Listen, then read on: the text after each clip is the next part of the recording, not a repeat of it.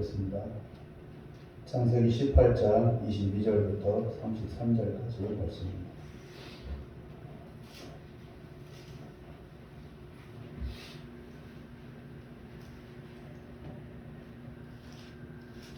창세기 18장 22절부터 33절까지 천천히 같이 합독하겠습니다.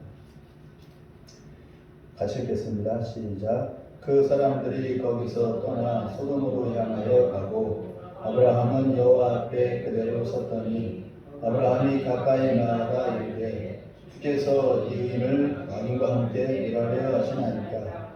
그 성 중에 의인 50명이 있을지라도 주께서 그곳을 멸하시고 그 50의인을 위하여 용서하지 아니하시리이까. 주께서 이같이 하사 의인을 악인과 함께 죽이심은 부당하며 의인과 악인을 같이 하심도 부당합니다. 세상을 심판하시는 이가 정의를 행하실 것이 아니니까. 여호와께서 이르시되 내가 만일 소돔 성읍 가운데에서 의인 50명을 찾으면 그들을 위하여 온 지역을 용서하리라. 아브라함이 대답하여 이르되 나는 티끌이나 재와 같사오나 감히 주께 아뢰나이다. 50의인 중에 5명이 부족하다면 그 5명이 부족함으로 말미암아 온 성읍을 멸하시리이까. 이르시되 내가 거기서 45명을 찾으면 멸하지 아니하리라. 아브라함이 또 아뢰어 이르되 거기서 40명을 찾으시면 어찌하려 하시나이까. 이르시되 40명으로 말미암아 멸하지 아니하리라. 아브라함이 이르되 내 주여 노하지 마시옵고 말씀하게 하옵소서. 거기서 30명을 찾으시면 어찌하려 하시나이까. 이르시되 내가 거기서 30명을 찾으면 그리하지 아니하리라. 아브라함이 또 이르되 내가 감히 내 주께 하리나이다. 거기서 20명을 찾으시면 어찌하려 하시나이까. 이르시되 내가 20명으로 말미암아 그리하지 아니하리라. 아브라함이 또 이르되 주는 노하지 마옵소서. 내가 2번만 더 하리이다. 거기서 10명을 찾으시면 어찌하려 하시나이까. 이르시되 내가 10명으로 말미암아 멸하지 아니하리라. 여호와께서 아브라함과 말씀을 마치시고 가시니 아브라함도 자기 곳으로 돌아갔더라. 아멘. 잠깐 기도하겠습니다. 사랑과 은혜의 주님, 각 인생마다의 관심과 사랑을 주시고 각자 인생길 속에서 함께 하심을 믿습니다. 오직 하나님만이 우리 각자의 삶을 아시고 또 각자의 길을 인도해 주십니다. 이 시간에 하나님과 친밀한 한 사람 아브라함을 봅니다. 그에 대한 하나님의 용납하심과 그리고 기대가 참으로 놀랍습니다. 우리의 믿음과 하나님께 대한 지식이 더 깊어지고 정직하기를 소망합니다. 세상 욕심과 허영은 다 뒷전으로 내려놓고 진리 되신 주님을 경험하며 좀 더 나아진 우리의 믿음의 삶이 되게 하여 주옵소서. 예수님의 이름으로 기도합니다. 아멘. 오늘 본문 이전에 있는 창세기 18장 19절에 이렇게 말씀합니다. 내가 그로 그 자식과 건석에게 명하여 여호와의 도를 지켜 의와 공도를 행하게 하려고 그를 택하였나니 이는 나 여호와가 아브라함에 대하여 말한 일을 이루려 함이니라 라고 창세기 18장 19절에 말씀하였습니다. 하나님이 낯도 끝도 모르는 아브라함을 노년에 부르셔서 긴 세월을 훈련시키시고 연단하신 이유는 그의 자손들로 하여금 하나님의 의와 공도를 행하게 하기 위함이라고 말씀하고 있는 것입니다. 아브라함 본인을 위해서가 아니고 아브라함의 자손들을 위해서입니다. 그리고 그들이 잘 먹고 잘 살게 하기 위해서가 아니고 하나님의 의로움을 행하고 하나님의 뜻을 이루어 하나님을 나타내려고 그리하셨습니다. 결국 하나님이 하나님의 목적을 위해 쓰시려고 아브라함을 부르신 것입니다. 그런데 그 보상은 무엇입니까? 18절에 말씀합니다. 아브라함은 강대한 나라가 되고 천하 만민은 그로 말미암아 복을 받게 될 것이 아니냐. 18절에 온 세상이 그리고 온 민족이 하나님을 떠나서 하나님을 하나님으로 인정하지 않을 때 오직 이스라엘만이 하나님의 이름을 부르고 하나님의 율법을 지키며 온 세상에 바로 하나님을 나타내었습니다. 이스라엘만. 그래서 사람들은 하나님을 이스라엘의 신이라고 여기지만 온 세상과 온 민족이 하나님을 안 믿었기 때문에 하나님은 이스라엘의 하나님으로 불려지게 된 것입니다. 오직 하나님만을 유일한 신으로 믿기 위해서 부름받은 이스라엘은 그 대가로 최강대국들의 침략을 받았고 나라가 쑥대밭이 되고 백성들은 산산이 흩어져 어떤 민족도 당해보지 못한 고난과 역경을 겪어야 했습니다. 하나님이 자기 이름을 드러내려고 택한 그 민족이 그런 고통을 당할 수밖에 없었습니다. 그들이 그런 고난과 역경을 당한 이유는 그들의 불순종 때문이기도 하지만 바꿔서 생각하면 그들이 하나님을 믿고 따르도록 부름받았기 때문입니다. 그러나 수천 년간 모진 고난과 어려움을 당하면서 이스라엘 민족은 세상 어떤 민족보다 더 강하고 똘똘하고 질긴 민족이 되었습니다. 온 어떤 민족도 당해보지 못한 고난을 겪다 보니까 이스라엘 민족이 이렇게 연단이 되어버린 거예요. 그날 보니까 세상에서 가장 똘똘한 민족이 되어버린 거예요. 그러니까 고난이 위기죠.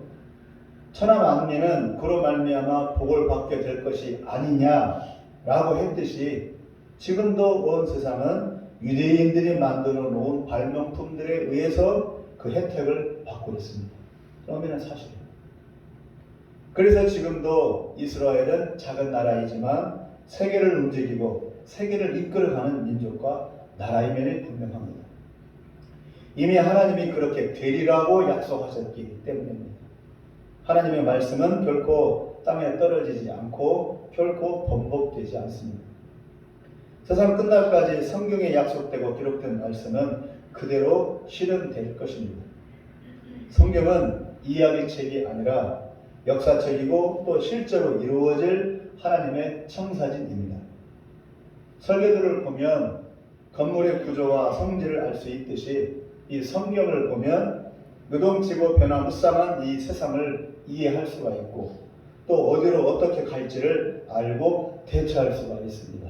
성경을 보면 개인의 경건과 신앙 성장과 함께 하나님의 구속사에 적극적으로 동참하고 선하게 쓰임받기 위한 지침서로 성경을 그렇게 활용해야 합니다.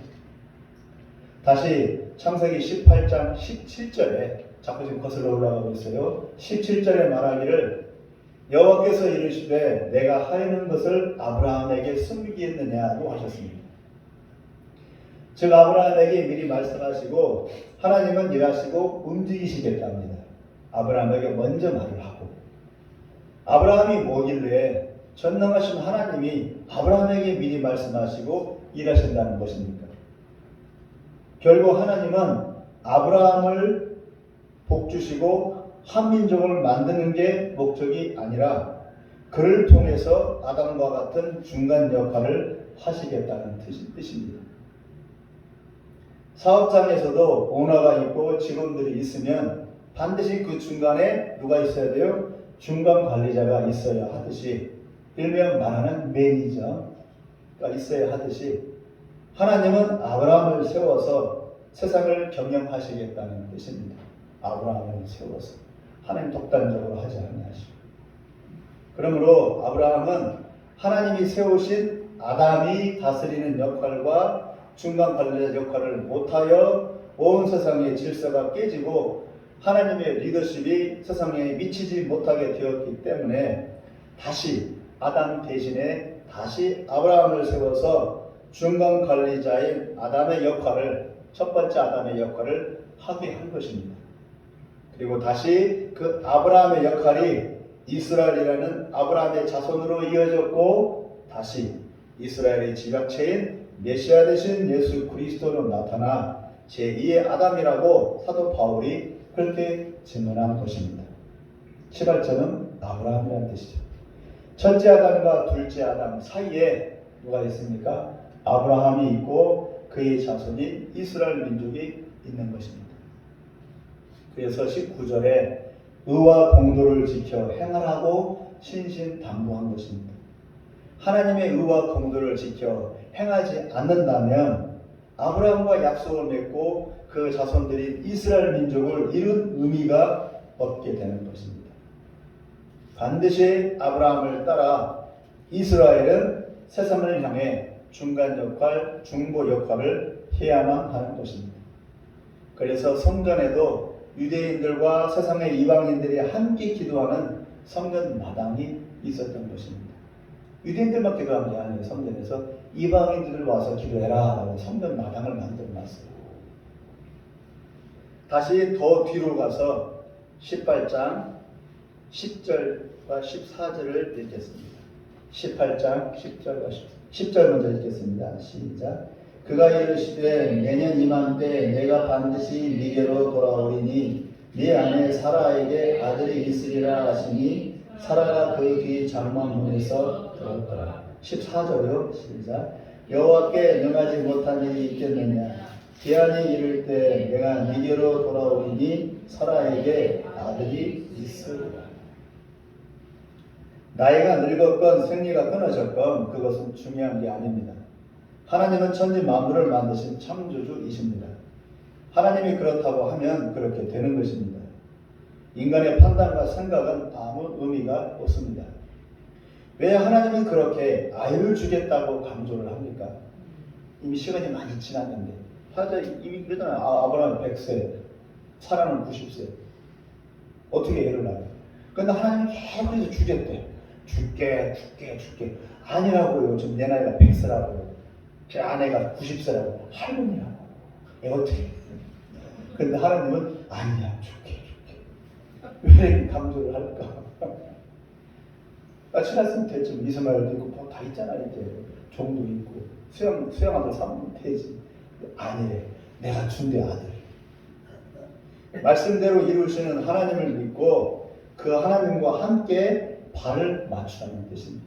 내가 주는 아들을 너도 붙잡고 같이 가자. 믿고 복 받는 것은 두 번째고 아브라함과 사라로 하여금 하나님이 하시는 일에 동참케 하고자 하시는 하나님의 부르심입니다.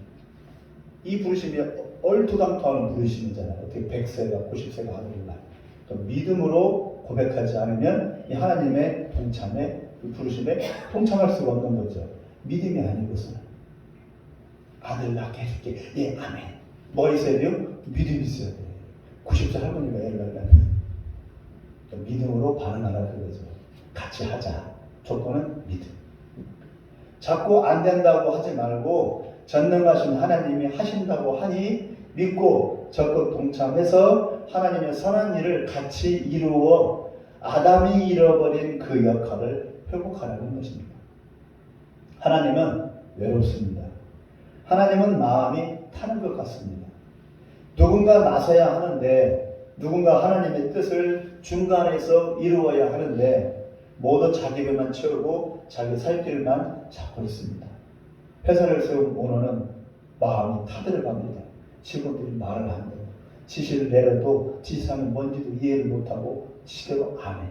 오늘 퇴근 시간 딱 되면 1분도 안 하고 땡 퇴근해버려. 자기들도 있는데 오늘은 안 그러대. 조금 더 했으면 좋겠는데 깜깜한 것이죠. 그걸 누가 할래? 오너가 직접 직원들한테 해라 하면은 직원들은 사장님들한테 잔소리를 안 해. 이러면서 못 해먹겠네. 나가버리겠지. 잔소리할 사람 누가 필요해? 시어머니 역할할 사람 누가 필요해? 중간 관리자. 매니저가 필요합니다. 그 매니저 역할을 지금 누가 뭐 하라고요? 아브라함 뭐 하라고. 반드시 필요해요. 아담을 왜 쓰였어요? 아담한테 다스리라고 왜 했어요? 내 대신 네가 매니저 역할을 해라. 아담한테 그런 거예요. 아담 뭐 하라고. 근데 매니저 역할을 해야 아담이 홀라당 사람 걸 따먹어버렸어. 오늘 말은 안 들어. 지 맘대로 하라고 해. 그래서 깨져버려요. 그걸 다시 회복하려고 하는 겁니다. 하나님. 누구한테요? 아브라함을 통해서. 결국 누구한테? 예수님을 통해서. 중요한 겁니다. 오늘 주제가 설교가 어떻게 되어버렸어요? 제 제목이 매니저. 그 의도가 아닌데. 근데 매니저가 사실은. 지금 우리 성경대로 말하면 중보자. 하나님은 함께 일할 동역자를 지금 찾고 계시는 겁니다. 아이를 주겠다고 하면서 질질 끄는 이유는 하나님의 목적과 뜻과 섭리에 동참시키려는 하나님의 뜻입니다. 준다고 금방 줘버리면 되지. 그럼 믿음 필요 없어. 받았으니까. 근데 준다고 해놓고 안 줘. 계속 질질 끌어. 계속 언제까지? 불가능할 때까지. 뭐가 필요한 겁니까? 믿음. 전능하신 하나님은 할 수 있다. 현실은 안 되지만 그 믿음. 매니저는 뭐가 필요합니까? 믿음이 필요합니다. 김영사모님 뭐가 필요합니까? 매니저는 오너에 대한 믿음이 필요합니다. 지금에도 마찬가지입니다. 떨어지는 열매를 주워 먹으려만 하지 말고 함께 가꾸자고 하십니다. 심고 키우는 수고 없이 열매는 맺어지지 않습니다. 텃밭에 지금 심었어요. 아까 권사님한테 말했어요. 열무를 심었어요. 근데 어떤 저 아주머니가 어떤 아주머니가 얘기해 주더라고요. 열무를 심었어요? 그거 안 되는데. 왜요? 벌레가 많이 껴요. 약 쳐야 돼요. 그렇대요. 가꾸지 않으면 안 되는 거죠. 저번에 그랬던 것 같아요. 뭘 심었다가 벌레가 잔뜩 먹어서 안 됐던 것 같아요. 뭐지 그게? 아니 그거 배추, 양배추. 벌레 다 먹어버렸어요. 작년에 그랬어요. 그런 거 소독 안 하고 못 먹어. 아직 관리를 해야 된다. 시금치 같은 거 그런 거 심어. 겨울, 가을에. 알겠어요. 지금 술과 시간이니까 시금치를 하고. 네, 그렇습니다. 관리를 해야 된다는 겁니다. 같이 가꿔야 된다는 것이죠. 열매만 따로 만든다는 겁니다. 나와 함께 수고할 사람이 누구냐고 주님은 찾으십니다. 안 돼요, 안 돼요. 아무리 해도 안 돼요. 언젠가는 되겠죠. 그때가 이럴 때까지 나는 기다릴래요. 두려워서 못 움직이겠어요. 섣불리 나섰다가 낭패당하면 어찌합니까? 나만 손이죠. 다들 이러고 있을 때 오늘 본문의 아브라함은 하나님께 당돌하고도 무모하지만 가장 적절하고 안성맞춤인 간구의 모습을 보입니다. 그래서 아무 내용도 없는 내용인데 22절부터 33절까지 50명, 45명, 40명, 30명, 20명, 10명 이 내용을 기록하고 있어요. 성경에. 왜 그럴까? 20절과 21절을 다 같이 한번 읽어보겠습니다. 시작. 여호와께서 또 이르시되 소돔과 고모라에 대한 부르짖음이 크고 그 죄악이 심히 무거우니 내가 이제 내려가서 그 모든 행한 것이 과연 내게 들릴 부르짖음과 같은지 그렇지 않은지 내가 보고 알려 말을 점잖게 했어요. 소돔과 고모라가 아주 죄악이 풍성해. 내가 그냥 없애버릴 거야. 지워버릴 거야. 굴러고 왔대요. 지금 무시무시한 말씀입니다. 소돔과 고모라에서 울려 퍼지는 죄악의 아우성이 저 높은 하나님의 보좌에도 들렸답니다. 그들의 죄가 상상을 초월할 만큼 막장으로 치달아 도저히 하나님이 가만히 두고 볼 수가 없어서 지워버리려고 오셨답니다. 왜 이 시대가 마지막 시대입니까? 2023년 지금 이 시대가 왜 마지막 시대입니까? 지진이 나고 전쟁이 여기저기서 터지고 그리고 화산이 터지고 전염병이 나고 기근이 일어나서 마지막 시대입니까? 살기가 어려워져서 마지막 때입니까? 그것이 아니라 죄악이 극에 달해서 마지막 때입니다. 소돔과 고모라에서 가장 두드러진 죄는 동성애입니다.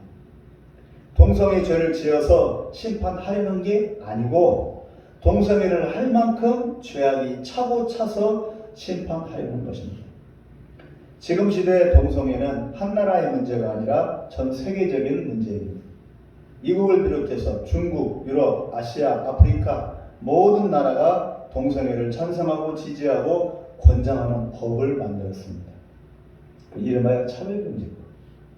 결국 동성애는 전 세계적인 이슈가 되어버렸습니다.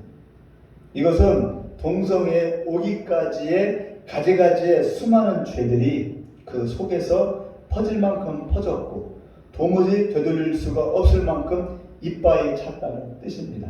동성애가 퍼졌다. 그 뜻은 죄가 이빠이 찼다. 심판만 남았다. 그 의미입니다. 상징이죠. 그러면 심판받아 마땅한 상태가 된 것입니다. 그래서 마지막 때, 즉 심판이 임할 때라고 하는 것입니다. 도저히 참고 있을 수가 없고 더 이상 기다릴 여지가 없어서 이제 끝내버리겠다고 하나님이 선언하시는 겁니다. 지금 이 시대를 향해서도 똑같이 말씀하시는 것입니다. 이제 끝내시겠답니다. 그러면 우리는 뭘 해야 합니까? 끝내시겠대. 말씀만 있어야 됩니다. 몸살. 대책 없이 넉넉고 처분에 맡기겠습니다. 우리는 살려주시는 거죠. 예수 잘 믿으니까. 저들만 벌하시는 거죠. 하면서 뒷짐 지고 있어야 합니까? 우리 23절을 다 같이 한번 읽어보겠습니다. 23절이요. 시작. 아브라함이 가까이 나아가 이르되 주께서 의인을 악인과 함께 멸하려 하시나이까? 뭐라고 말합니까? 의인을 악인과 함께 멸하려 하십니까? 다 죽이지 마세요. 몇 사람이라도 믿는 이가 있지 않겠어요? 그들까지 죽이면 안 되잖아요. 그들을 봐서 더 기다려 봐야 되지 않아요? 아브라함의 마음은 타는 듯합니다. 왜요? 그곳 소돔성에 자기 조카 롯의 식구들이 살고 있기 때문입니다. 그러나 아브라함은 롯의 삼촌의 자격으로가 아니고 하나님을 경외하는 이들을 돕는 중간 관리자의 입장에서, 즉 중보자의 입장에서 하나님의 의로움을 기준으로 하여 간구합니다. 직원을 바라보는 오너의 마음과 직원을 바라보는 중간 관리자의 마음은 다르죠. 왜냐하면 오너는 전체 사업장을 생각해야 되니까, 사업에 성공해야 되니까, 그리고 치고 나가야 되니까, 중간 관리자는 직원들을 관리하잖아요. 그 직원들의 일거수일투족이 눈에 보이죠. 그 직원들의 마음이 보이죠. 직원들의 상태가 보이죠. 아브라함은 그것을 바라본 겁니다. 주님, 아직요. 예수 이름 전하면 믿을 사람이 더 있어요. 가서 한마디라도 전할게요. 안 믿으면 어쩔 수 없지만 믿을 수도 있잖아요. 그들마저 죽이면 안 되잖아요. 제가 가서 한번 전해볼게요. 예수님 믿으라고 한마디 해볼게요. 그 다음에 심판하세요. 이런 의미입니다. 지금 아브라함의 말. 이런 불에 타는 것 같은 심정을 가진 이가 누굽니까? 하나님은 이런 가슴을 가진 이를 찾으십니다. 지금 제가 요즘 누구랑 같이 일을 하고 있냐면은 고신교단에서 이제 지금 개척을, 고운동이 개척한 어떤 목사님과 같이 일을 하고 있어요. 또 그 목사님과 함께 다른 금호건설에서는 어떤 나이가 많으신 60 중후반 되신 은퇴하신 목사님과 같이 있어요. 나이 드신 분은 황 목사님이고 저랑 같이 일하고 있는 분은 김 목사님이에요. 저보다 나이가 4살 밑에. 두 분 다 고신교단이에요. 고신교단은 뿌리교단이래요. 그러니까 우리 전체 우리 한국 교단의 가장 시작점이죠. 고신교단. 평양신학교 그 다음에 평양신학교에서 일제의회에서 평양신학교가 문이 닫혔을 때 주구천 목사님이 다닌 그 다음에 세워질교회가 바로 일제 후에 6.25 때 세워질교회가 부산의 고신교단입니다. 한성동 목사님의 세워질교회. 그 고신교단에서 우리 합동이 나왔고 그 다음에 통합이 나왔어요. 그러니까 뿌리죠. 뿌리교단이라고 하더라고요. 그 말은 맞아요. 어쨌거나 그 두 분이 같이 일을 하고 있는데 그 두 분의 공통점이 있어요. 그 황 목사님의 은퇴하신 황 목사님은 담임 목사님을 여러 교회를 거쳤는데 다 수천 명 되는 교회에서 담임 목사님을 하신 분이에요. 명망이 높고 그분이 지금 미국에서도 알려진 유명하신 분이에요. 근데 그분이 조기 은퇴를 하고 뭐 하고 있냐면 노가대를 하고 있어요. 은퇴비 다 나와요. 먹고 사는 걱정 없어요. 근데 하고 있어요. 그걸 목회 경험이 있고, 그리고 또 한 분 목사님은 또 개척을 했지만 그 전에는 그 부교육자로 봉목사로 수천 명 되는 교회를 거쳤대요. 둘 다 제가 하늘처럼 떠받들어야 대단한 분들. 저는 그런 경험이 없으니까. 근데 제가 이제 그 두 분의 공통점을 하나 발견했어요. 그 은퇴하신 목사님도 자기가 쓴 책을 저한테 주더라고요. 그 책을 보니까 왜 은퇴했냐를 곰곰이 생각해 보니까 그것이 보이더라고요. 교인들이 싸우는 거예요. 수천 명 되는 교회를 목회를 하고 있는데 교인들이 치고받고 싸우는 거예요. 교인들 간에 말을 안 들어. 그러니까 거기에 어떤 이제 좀 환멸을 느끼고 목사님이 그냥 조기 은퇴를 하신 것 같아요. 경험이 많지만. 또 제가 같이 일하는 그 젊은 목사님도 부교육자로 사역하다가 개척을 했어요. 이제 유학도 가고 선교사로 나가려다가 길이 막혀가지고 큰 교회로 이제 가야 할, 큰 교회 수천 명 되는 교회 달목소로 가야 할 그런 케이스인데 그것도 막혔대. 막힌 것도 희한하대. 그래가지고 세종에서 할 수 없이 조청을 개척을 했대. 조청을 개척했다고 세종이 말했는데 개척하자마자 6개월 만에 5, 60명이 됐대. 분이. 그러니까 큰 교회 이제 살다 보니까 그 노하우가 있으니까 했죠. 그랬더니 또 문제가 생겼어요. 교인들끼리 싸우더래. 자기들끼리 치고받고 싸우더래. 그래가지고 목사님이 다 내보냈대. 가시라. 싸울 거면 필요 없다. 그리고 지금 가족끼리 예배드리고 있어요. 아무도 없이. 두 분의 공통점이에요. 수천 명 되는 교회를 사역을 하고 헌신을 하고 계속 사역을 성실하게 하신 분들 정말 존경스러워요. 문제는 지금 뭐가 남았냐. 자기들이 큰 교회를 사역을 하고 목회를 했다는 그 경력은 있지만 그러나 그분들에 의해서 과연 영혼들이 얼마나 살아났느냐, 영혼들이 얼마나 세워졌느냐, 분열된 교회가 얼마나 마무리 잘 됐느냐, 그건 별개 문제인 것 같아요. 저는 그걸 얘기를 들으면서 그런 생각을 했어요. 이분들의 마음에 어떤 목회에 대한 경험이 있고 경력은 있지만 한 영혼에 대한 이 아브라함의 마음은 있는가?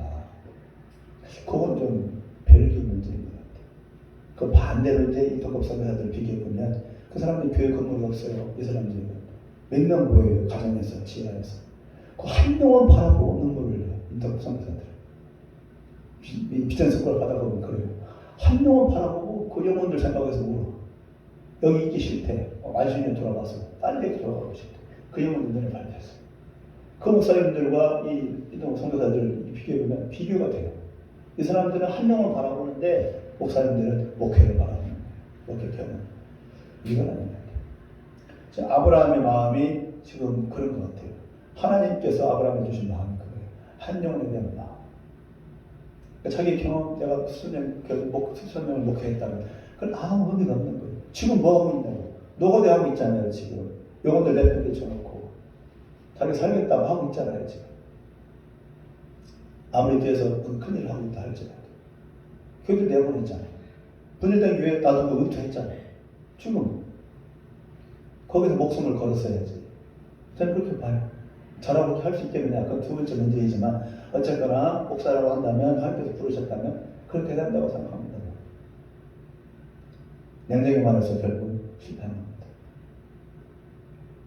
아브라함과 비교가 돼서 잠시 말씀을 드렸어요. 예를 들었어요. 내일 또 가서 만나야 돼요. 근데 난 같이 해야 되는데 어쨌거나 자기 거룩, 자기 연민, 자기 평안만을 추구하며 하나님의 마음에는 도통 관심이 없다면 이런 기도, 아브라함의 이런 중보 기도가 안 나올 것입니다. 그동안 하나님과 함께 나그네 인생을 걸으며 비록 약속받은 자식은 지금 얻지 못한 상태예요. 아들 이삭을 얻지 못한 상태였지만 아브라함은 누구보다 하나님의 마음을 알았습니다.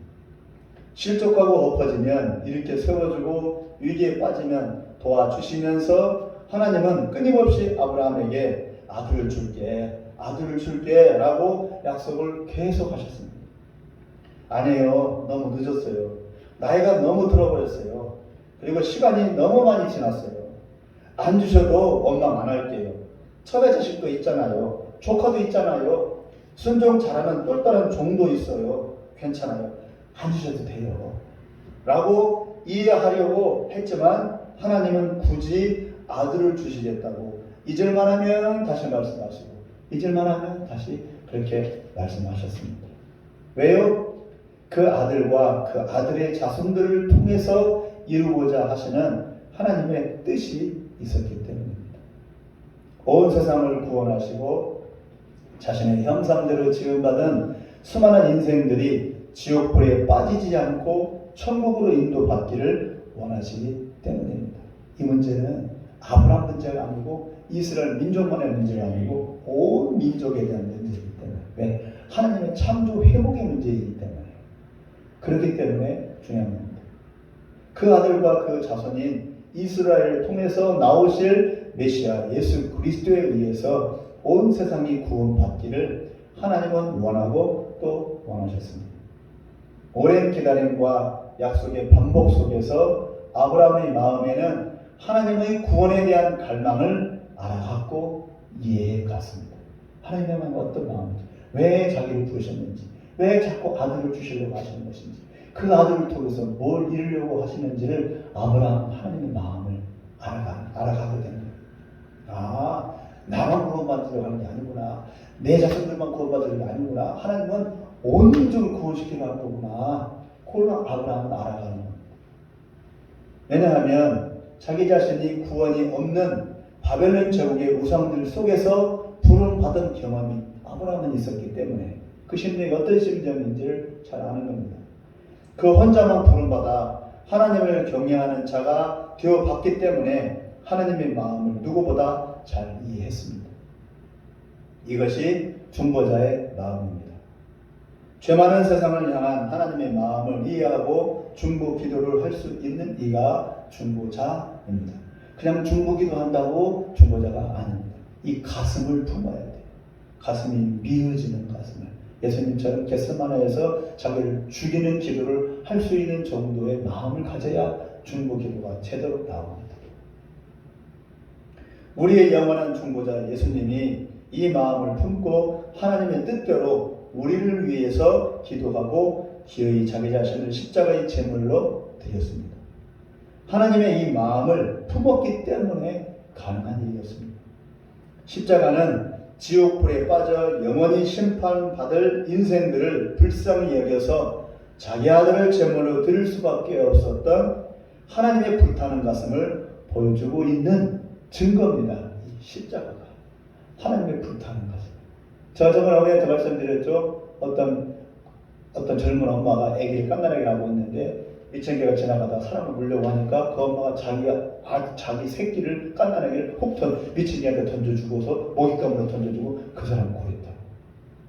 그 젊은 엄마는 미친 엄마죠. 이게 하나님이라고. 하나님의 마음이 그렇다. 지옥불에 빠져들어 우리를 구원하려고 쌍대 같은 자기 아들을 십자가 제물로 던져서 우리를 구원했다. 어머니를 구원했다. 저를 구원했다. 이게 하나님의 마음이라. 이거 알면 떼굴떼굴 뒹굴지 않을 수 없어요. 이 마음 아니에요.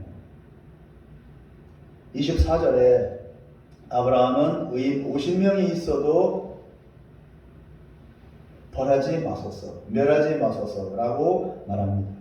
다시 28절에 45명, 30절에 30명, 31절에 20명까지 낮아집니다. 32절을 다 같이 한번 읽어보겠습니다. 32절요. 시작. 아브라함이 또 이르되 주는 노하지 마옵소서. 내가 이번만 더 아뢰리이다. 거기서 신명을 찾으시면 어찌하려 하시나이까. 이르시되 내가 신명으로 말미암아 멸하지 아니하리라. 10명만 있어도 멸하지 마시고 기회를 주세요 라고 간청합니다. 의인이란 의로운 사람이 아니라 그럼에도 불구하고 하나님을 믿는 자입니다.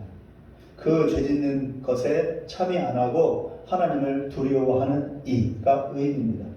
하나님을 위해 선한 일을 하고 죽을 각오로 복음을 전하는 일을 말하는 게 아니고 그러면 좋겠지만 거기까지는 아니더라도 그나마 믿음대로 살려고 발버둥 치는 이입니다.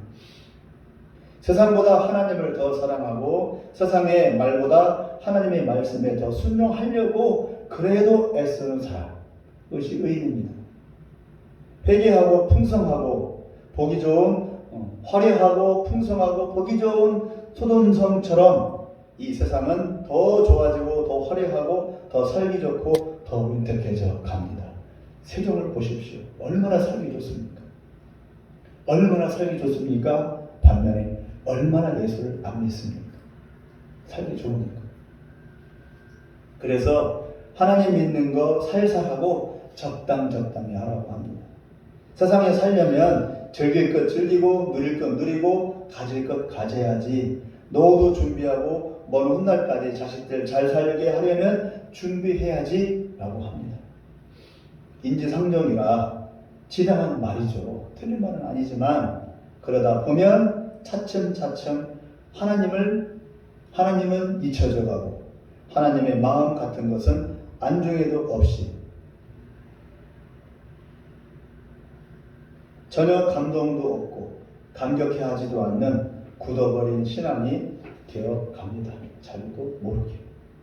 오늘 본문에서 하나님은 아브라함의 5번씩이나 반복되는 간구에도 불구하고 짜증내지 않으시고 모두 다 일일이 답변해 주시면서 아브라함의 이 간구를 아주 기뻐하시는 것 같아요. 이것이 하나님 아버지의 마음이랍니다. 공의의 하나님, 심판하실 수밖에 없지만 누군가가 말려주기를 원하십니다. 매는 지켜들었지만 옆에서 말려주는 이가 없나 하고 멈칫합니다. 그런 심정 아시죠? 매는 지켜들었어.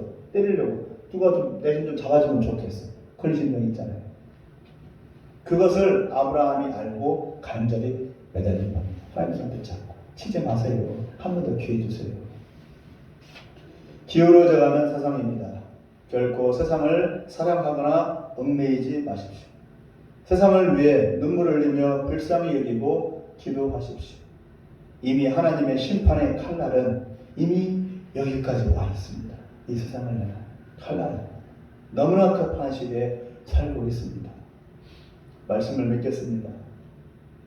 마치 아이가 보채듯이 간청하는 아브라함의 부탁을 하나님은 잔잔히 기뻐하시며 즐거워하시고 즐기시고 그리고 아브라함을 어여삐 여기십니다. 여전히 약속의 아들을 받지도 못한 상태인데도 아브라함은 하나님을 알고 하나님의 마음을 느끼기까지 합니다. 결국 하나님은 아브라함의 이런 모습을 원하셨던 것입니다. 하나님은 이 시대에 믿는 이들에게 물으십니다. 같이 가지 않을래? 내 뜻에 함께하지 않을래? 자기 자신의 구원과 거룩에 목매달고 허덕이는 차원을 지나 이제 마지막 심판을 준비하시는 이 위급 이때에 아브라함과 같이 하나님의 바짓가랑이 붙잡고 울며 불며 매달리고 간청하는 그런 중보자들이 되시기를 바랍니다. 그리고 예수 이름 부인한 채 지옥불로 빠져들어가는 저 불쌍한 이들에게 한마디라도 더 전해주기 위해서 애쓰시기 바랍니다. 두 마디 필요 없어요. 한마디만 돼요. 예수 믿으세요. 한마디만 돼요. 어렵지 않잖아요. 지나가면서 설교지 마주 지나가면서 예수 믿으세요. 하고 가면 돼요. 그렇게라도 붙잡아놓고 심각하게 그래서 지금 사람 안 들어요. 지나가는 틀에도 한마디라도 예수 이름 한마디. 하나님은 제2, 제3의 아브라함을 찾으십니다. 우리의 남은 삶이 주님의 뜻에 동참하고 주님의 뜻을 이루는 데 사용되는 의미 있는 삶이 되기를 간절히 소망합니다. 기도하겠습니다. 하나님 아버지, 이 시간 아브라함의 중보 기도를 잠시 살펴보면서 하나님께서 아브라함의 그 기도를 얼마나 기뻐하시고 얼마나 원하셨는가를 생각해 봅니다. 지금 이 시대에도 하나님께서는 그 아브라함과 같은 사람을 찾고 계십니다. 내 마음을 품고 나와 함께 우러질 리가 얼마나 있는가. 그리고 나를 증거해주고 나의 아들 예수 그리스도를 통해서 그 이름을 증거해줄 사람이 과연 몇이나 될까 하고 하나님께서는 그런 사람들을 찾으십니다. 목숨을 걸고 순교하고 충성하는 그런 사람은 아니라 할지라도 처한 곳에서 항상 어떻게든지 복음을 전하고 어떻게든지 예수님을 전해서 죽어가는 제 영혼 위에서 기도해주고 제 영혼이 한마디라도 복음 전할 수 있는 그런 사람을 지금도 주님께서는 찾고 계시는 것 같습니다. 유급의 때입니다. 이제 끝장입니다. 더 이상 기회는 없습니다. 마지막 시점입니다. 마지막 한 번 한마디라도 더 전해줘야 할 때인 것 같습니다. 우리에게 그런 마음을 허락해 주셔서 아브라함과 같이 하나님의 바짓가랑이 붙잡고 물고 늘어지며 한 영혼을 보내달라고 애쓰는 우리 모습 되게 하여 주옵소서. 예수님의 이름으로 기도합니다.